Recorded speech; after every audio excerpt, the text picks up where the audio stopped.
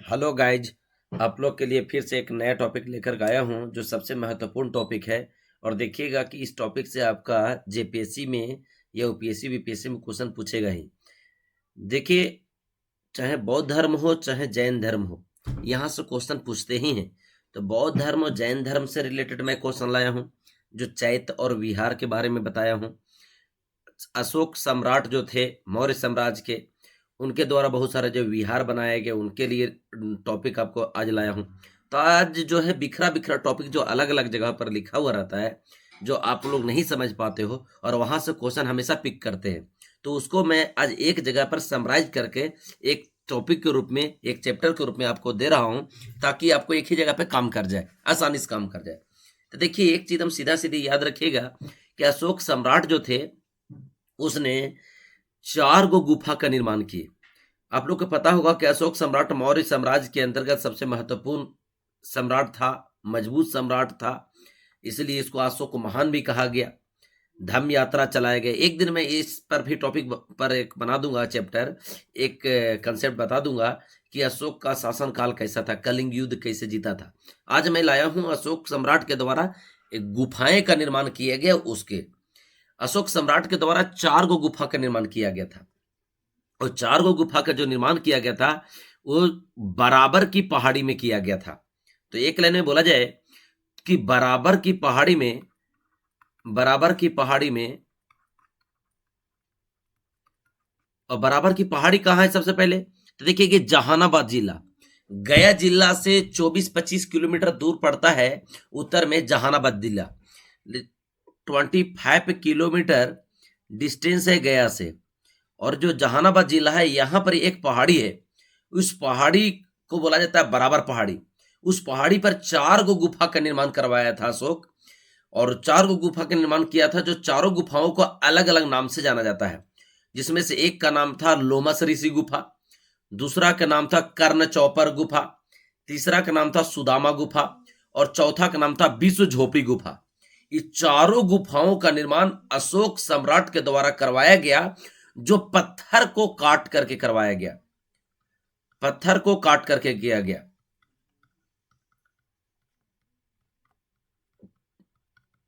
पत्थर को काट करके किया गया, अर्थात एक प्रकार से शैल निर्मित गुफा है। पत्थर को काट करके अंदर जो है रहने के लिए तैयार किया गया। और ये जो चारों गुफा था, इसको दान में दिया उसने आजीवक संप्रदाय के भिक्षुओं को, आजीवक संप्रदाय के भिक्षुओं को।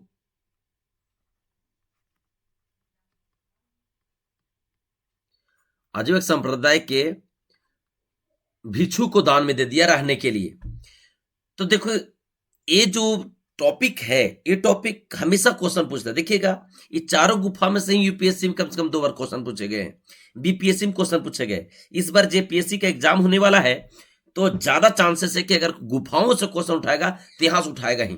क्या अशोक के 4 गुफा थे, चारों का नाम बताइए। कहां अवेलेबल था? बराबर की पहाड़ी में। कौन सा जिला में अवेलेबल था? तो बिहार के जहानाबाद जिला में अवेलेबल था। इसी प्रकार से अशोक का आजीवक जो है, तो आजीवक संप्रदाय को दान दे दिया। उसमें बोला गया कि इसके द्वारा जो बनाया गया वो तो दिया ही गया, इनके एक पोता, जिसको बोला जाता है पौत्र, पोता जो था दशरथ, अशोक का उत्तराधिकार हुआ दशरथ। ये जो दशरथ हुआ, इसने भी 3 गो गुफाओं का निर्माण किया था, जो कि गया जिला में करवाया गया था। गया जिला में एक पहाड़ी है जिसको बोला जाता है नागार्जुनी पहाड़ी।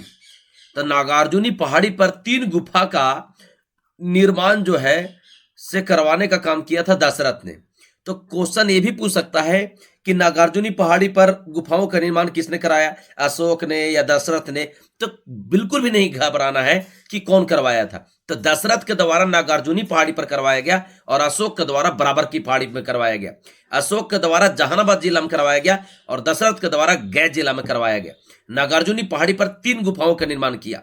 लेकिन दोनों गुफाओं की समानताएं ये है कि अशोक ने भी जो निर्माण करवाया, दशरथ ने जो भी निर्माण करवाया, दोनों गुफाओं को जो है से आजीवक संप्रदाय के भिक्षुओं को दिया गया था। इसलिए मैं एरो दोनों तरफ से दे रहा हूं। अशोक ने भी गुफाओं का निर्माण किया और दान में दिया किसको? आजीवक संप्रदाय को। और दशरथ ने भी गुफाओं का निर्माण करवाया और इसने भी दान में भी दिया जो है से आजीवक संप्रदाय के भिक्षुओं को। तो आजीवक संप्रदाय के भिक्षुओं को दोनों से प्राप्त हुआ, अशोक से ही प्राप्त हुआ, दशरथ से ही प्राप्त हुआ। दशरथ से प्राप्त हुआ गया जिला में नागार्जुनी पहाड़ी पर, और अशोक से प्राप्त हुआ जो है से बराबर पहाड़ी पर। अब इसके अगला टॉपिक में चलते हैं दोस्तों। अगला टॉपिक में है चैत्य एंड विहार। आप लोग के बहुत सारा क्वेश्चन एराइज हो रहे थे कि चैत्य क्या होते हैं, विहार क्या होते हैं, और चैत्य विहार में अंतर क्या होता है। बौद्ध धर्म से रिलेटेड ये बहुत ही महत्वपूर्ण क्वेश्चन है, और मैं बता रहा हूं कि चैत्य विहार से क्वेश्चन पूछते ही हैं। तो मैं आपको डिफरेंस बताने के लिए ही चैत्य और विहार से रिलेटेड क्वेश्चन को डील करने के लिए एक टॉपिक के रूप में ही बना दिया हूं। सबसे पहले बात किया जाए तो चैत्य क्या होता है। चैत्य कुछ भी नहीं होता है, सिंपल से समझना है कि चैत्य का शाब्दिक अर्थ ही होता है चीता। चैत्य का शाब्दिक अर्थ ही होता है चीता, और चीता का मतलब ही बोला जाता है लाश, और लाश बोला जाता है इसका मतलब मरे हुए, इसका मतलब मरे हुए लोगों के बातें। तो ये जो है चैत्य जो है एक प्रकार से मरे हुए लोगों का कहीं न कहीं इसमें जुड़ा हुआ होगा। अब मरे हुए लोगों का जुड़ा हुआ कैसे होगा? तो मैं पिछला टॉपिक में आपको पढ़ाया था कि स्तूप क्या होते हैं, और स्तूप को भी 4 प्रकार से बताया था कि 4 गो स्तूप में शारीरिक स्तूप, पारिभौगिक स्तूप, उद्देशिक स्तूप और पूजार्थक स्तूप। दोस्तों यदि आपने इस टॉपिक को नहीं पढ़ा है तो मैं आपको फिर से आपको जरूर रिक्वेस्ट करूंगा कि मेरे पिछले टॉपिक में डाले हुए हैं यूट्यूब पर, उसको जाकर के जरूर देखिए। वहां स्तूप का मैं फिगर बना करके बिल्कुल बताया था अच्छे तरीके से स्तूप होते क्या हैं। और उस स्तूप में एक वर्ड मैं बोला था हर्मिका। देखिए वहां तो मैं बताया ही था, यहां पर भी एक स्तूप है जो कि जुड़ा हुआ ही हर्मिका। तो ये हर्मिका में मैं बताया था आपको कि भगवान बुद्ध के दांत हो, हड्डी हो, ईटीसी यहां रखे जाते हैं। तो ये क्या है? दांत और हड्डी जो रखा जाएगा ये क्या है? उनको लाश से जुड़ा हुआ है, इसलिए इसको बोला जाता है चीता। अब एक लाइन में बोला जाए कि बौद्ध धर्म से जुड़े ये चैत्य क्या है, तो चैत्य की बात बोला जाए तो एक इसका शाब्दिक अर्थ चीता तो होता ही है, लेकिन एक ये बौद्ध मंदिर है। बोला जाए कि बौद्ध मंदिर है, बौद्ध मंदिर है। अभी कैसे मंदिर है भैया? तो सिंपल सी बात है कि चैत्य एक बिल्डिंग्स होते हैं, जो देखिए यहां मैं दिखाया हूं 2 गो फिगर में इसलिए लाया था। देखिए ये बिल्डिंग बनाई है चैत्य, चैत्य के ये देखिए ये स्तूप है। चैत्य के अंदर ही एक स्तूप की निर्माण किए जाते हैं, स्तूप समाहित होते हैं। तो चैत्य क्या है? एक धार्मिक, चैत्य क्या है? एक धार्मिक मंदिर है, और एक लाइन बोला जाए कि बौद्ध मंदिर है। तो इसको बोला जाए ये मंदिर है, इसके अंदर स्तूप रखे जाते हैं, क्योंकि बौद्ध मंदिर को स्तूप कहा जाता है। मैं पिछला टॉपिक में आपको सब एक वीडियो बनाया भी था। तो बौद्ध मंदिर को स्तूप कहा जाता है। देखिए ये जो है ये स्तूप है, और ये जो है से पूरा एक बिल्डिंग्स है, तो इसलिए बोला जाता है, इसको बोला ही जाता है बौद्ध मंदिर। बौद्ध मंदिर हुआ, नीचे स्तूप हुआ। अब ये स्तूप हुआ तो ये क्या हुआ? ये मेधी हो गया। मेधी के ऊपर क्या बताया था मैं? अंड होता है, जो उल्टा कटोरा के समान होता है, अंड हुआ। इसके ऊपर क्या होता है? हर्मिका होता है। देखिए हर्मिका होता है, और यहीं पर जो है भगवान बुद्ध से जुड़े हुए सामग्री रखे जाते हैं, हड्डी हो या दांत हो। इसके ऊपर क्या होते हैं? यष्टि होते हैं। देखिए यष्टि है। इसके ऊपर क्या होते हैं? छत्र होते हैं। देखिए छत्र है। तो ये हुआ स्तूप। ये स्तूप को रखा गया कहाँ? चैत्य के अंदर, इसलिए इसको बोला जाता है, चैत्य को बोला जाता है बौद्ध मंदिर। तो एक लाइन में जानना, चैत्य क्या है? बौद्ध मंदिर है, जो कि सबसे पवित्र स्थल है, उसके अंदर ही स्तूप को समाहित किया जाता है। एक सेंटेंस में ध्यान रखना दोस्तों। देखिए एक क्या है? चैत्य है, और एक क्या है? स्तूप है। जहां पर देखिए यहां पर भी रखा गया है कि छत्र है, यष्टि है, हर्मिका है, अंड है, मेधी है। देखिए भगवान बुद्ध का चित्र बनाया गया, तो आपको दिखाने का काम किया दोस्तों कि चैत्य क्या है। उसी प्रकार से आगे है विहार। देखिए है विहार। विहार का मतलब बिहार मत समझिएगा दोस्तों, और ये जो बिहार है वो एक स्टेट है। ये विहार है, एक निवास स्थल है। तो बौद्ध विहार क्या होते हैं? देखो दोस्तों, जब भी विहार होता है वो चैत्य के बगल में बनाया जाता है, चैत्य के बगल में ही बनाया जाता है, चैत्य के समीप बनाया जाता है। क्यों बनाया जाता है? तो चैत्य जो होगा, इस चैत्य को देखने के लिए, इस मंदिर को चलाने के लिए कौन लोग रहेगा? बौद्ध भिक्षु रहेगा, बौद्ध भिक्षु रहेगा। तो बौद्ध भिक्षु रहेगा। अब इस बौद्ध भिक्षु का रहने के लिए ही बनाया जाता है विहार। तो एक सेंटेंस में बोलूं कि बौद्ध भिक्षुओं का निवास स्थल, बौद्ध भिक्षुओं का निवास स्थल। अच्छा, मैं यहां लिखा हूं बौद्ध भिक्षुओं का निवास स्थान या निवास स्थल को ही विहार कहा जाता है। तो चैत्य के बगल में है दोस्तों, चैत्य में लोग पूजा करते हैं, अपना आराधना करते हैं भगवान बुद्ध को, और विहार में आके रहते हैं। तो विहार के एक बिल्डिंग्स है, विहार एक घर है जो बौद्ध भिक्षुओं का रहने वाला घर है, बौद्ध भिक्षु को रहने वाला घर है। इसका स्ट्रक्चर अलग अलग प्रकार से अलग अलग तरीके से किया जाता है दोस्तों, अलग अलग जगहों पर अलग अलग स्ट्रक्चर। देखिए ये क्या है, बिल्डिंग है, अंदर क्या है, कमरा बनाया हुआ। देखिए यहाँ, देखिए इधर, इधर बालकनी जो है से बालकनी है, घूमने टहलने के लिए है, ठीक है दोस्तों, ये जाने के लिए। तो अंदर जो है कौन लोग रहते हैं, बौद्ध भिक्षु रहते हैं। तो बौद्ध भिक्षुओं के निवास स्थल, बौद्ध भिक्षुओं के निवास स्थान को विहार कहा जाता है। तो चैत्य के आसपास इसलिए रखा जाता है कि चैत्य में जो है वो अपना धर्म को आराधना करते हैं और विहार में आकर निवास स्थान उनका होता है, निवास करते हैं। ठीक है दोस्तों, अब आगे मैं एक टॉपिक डाला हूं जो आपके लिए महत्वपूर्ण है, क्वेश्चन बिल्कुल पूछ सकता है।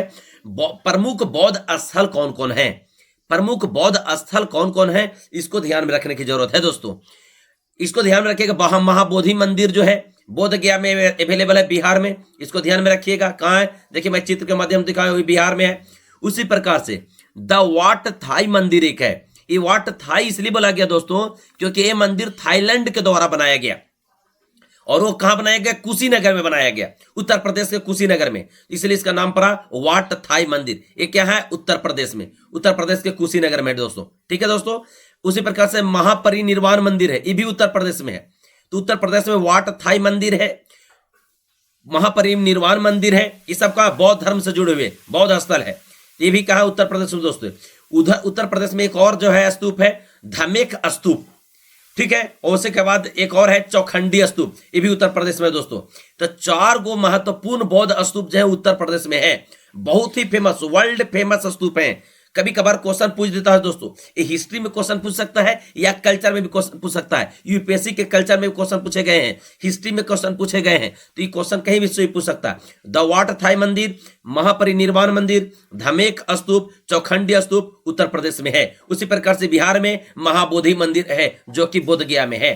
तो ये आपका महत्वपूर्ण कंटेंट है जो आपके लिए बिल्कुल काम करेगा। मैं आपसे फिर से एक बार बोलना चाहता हूं, यदि मेरा वीडियो आप लोग का अच्छा लगता है तो आप बिल्कुल वीडियो को शेयर कीजिए, क्योंकि आपका एक शेयर हमारा कॉन्फिडेंस को आगे बढ़ा सकता है। और यदि हमारा कॉन्फिडेंस सही रहा तो मैं इस बात की आपको गारंटी देता हूं कि आपको हिस्ट्री का हर एक टॉपिक का मैं वीडियो बना दूंगा, जो आपको कहीं जाने की जरूरत नहीं है, हर एक कुछ मैं तैयारी यहीं करवा दूंगा, चाहे मॉडर्न हिस्ट्री हो, चाहे एंशिएंट हो, चाहे मिडाइवल हो। इसके अलावा यदि जरूरत पड़ेगा तो ज्योग्राफी का भी कुछ टॉपिक मैं डालूंगा, जो कि इंडियन ज्योग्राफी में कंप्लीट करा दूंगा दोस्तों। इसलिए हमारा वीडियो को देख करके बिल्कुल स्किप ना करें, उस वीडियो को शेयर आप जरूर करें। आपका एक शेयर हमारे लिए अच्छा हो सकता है और आपके लिए भी अच्छा हो सकता है। अच्छा अच्छा टॉपिक मैं लेकर के आऊंगा।